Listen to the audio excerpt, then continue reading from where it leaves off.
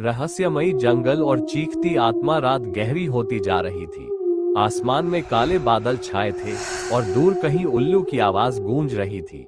हवा में अजीब सी ठंडक थी, जैसे कोई अदृश्य ताकत वातावरण को नियंत्रित कर रही हो। यह वही रात थी जब राकेश ने फैसला किया कि वो उस जंगल में अकेले जाएगा जिसे गांव वाले शापित वन कहते थे। गांव के बुजुर्गों का कहना था कि यह जंगल पहले बहुत हरा भरा और खूबसूरत था, लेकिन दशकों पहले यहाँ कुछ ऐसा हुआ जिसने इसे शापित बना दिया। वहाँ जाने वाले लोग अक्सर गायब हो जाते थे, और अगर कोई बचकर लौटता भी था तो या तो पागल हो जाता या फिर कुछ दिनों में मर जाता। लेकिन राकेश इन बातों को बस कहानियां मानता था। वो एक यूट्यूबर था और रहस्यमयी जगहों के बारे में वीडियो बनाता था। इस जंगल की कहानियों ने उसकी जिज्ञासा जगा दी। उसने फैसला किया कि वह वहां रात बिताकर सच का पता लगाएगा और अपने चैनल के लिए एक दिलचस्प वीडियो बनाएगा। जंगल में प्रवेश रात के 11 बजे वो अपने कैमरे, टॉर्च और जरूरी सामान के साथ जंगल में दाखिल हुआ। गाँव वालों ने उसे रोकने की बहुत कोशिश की, लेकिन वह नहीं माना। जंगल में घुसते ही उसे अजीब सा महसूस हुआ। वहाँ की हवा भारी थी, जैसे उसमें कोई अदृश्य शक्ति घुली हो। हर चीज असामान्य लगी। वहाँ का सन्नाटा कानों में शोर पैदा कर रहा था। जैसे जैसे वो अंदर बढ़ता गया, उसे महसूस हुआ कि कोई उसके पीछे पीछे चल रहा है। उसने तुरंत मुड़कर देखा, लेकिन वहाँ कुछ नहीं था। उसने सोचा कि यह बस उसका भ्रम होगा। वह आगे बढ़ा और कैमरा ऑन करके बोलने लगा, दोस्तों, मैं इस वक्त शापित जंगल में हूं और जो भी होगा मैं आपको लाइव दिखाऊंगा। लेकिन तभी पहली अजीब घटना राकेश ने महसूस किया कि उसके चारों ओर का माहौल अचानक बदल गया। पेड़ पहले से ज्यादा ऊंचे लगने लगे थे, हवा पहले से ज्यादा ठंडी हो गई थी और अंधेरा गहराने लगा था। तभी अचानक एक तेज हवा चली और उसके कैमरे की स्क्रीन झपकने लगी, और फिर उसे एक अजीब सी फुसफुसाहट सुनाई दी जो यहाँ नहीं होना चाहिए था। राकेश के रोंगटे खड़े हो गए। उसने टॉर्च चारों तरफ घुमाई, लेकिन वहाँ कोई नहीं था। अब वो थोड़ा घबराने लगा। उसने सोचा कि शायद ये सब उसका भ्रम हो, लेकिन जब उसने टॉर्च फिर से आगे की ओर की तो जो उसने देखा उससे उसकी सांसें थम गईं। भयानक चेहरा सामने एक औरत खड़ी थी, सफेद साड़ी पहने हुए। उसके लंबे बिखरे हुए बाल हवा में उड़ रहे थे, लेकिन जो सबसे डरावना था वो था उसका चेहरा।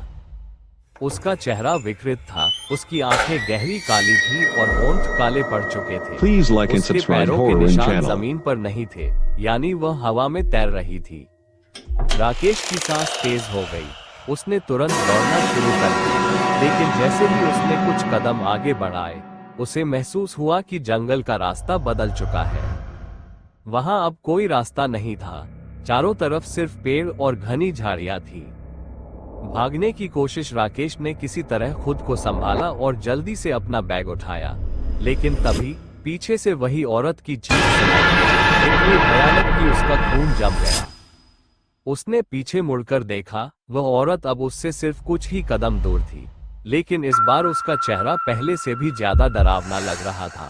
उसकी आंखों से खून बह रहा था और उसके नाखून लंबे और नुकीले हो चुके थे। राकेश पूरी ताकत से भागा, लेकिन जितना वह भाग रहा था उतना ही जंगल और गहरा होता जा रहा था। अब उसे समझ में आ गया था कि यह जंगल सिर्फ एक आम जंगल नहीं था, यहाँ कुछ था, कुछ जो इंसानों से परे था।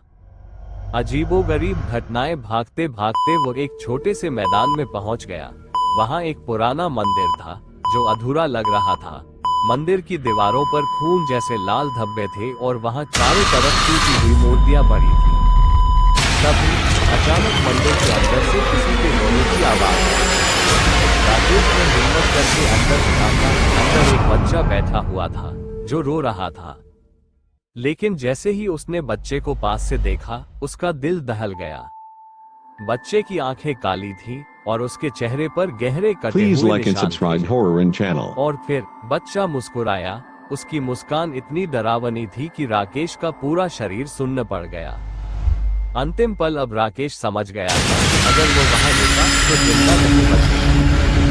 उसने अपने पूरे शरीर की ताकत लगाकर दौड़ना शुरू किया, लेकिन जैसे ही उसने जंगल से बाहर निकलने की कोशिश की, उसके पैरों के नीचे की जमीन हिलने लगी और फिर अचानक सब कुछ काला हो गया। सुबह का रहस्य जब राकेश की आंख खुली तो वह गांव के मंदिर के पास पड़ा था। गांव के लोग उसके चारों ओर थे। उसकी आंखें लाल, उसके कपड़े फटे हुए थे और उसके हाथों पर नाखूनों के गहरे निशान थे। गांव के पुजारी ने धीरे से कहा, बच तो गया, लेकिन अब तेरा पीछा वो कभी नहीं छोड़ेगी।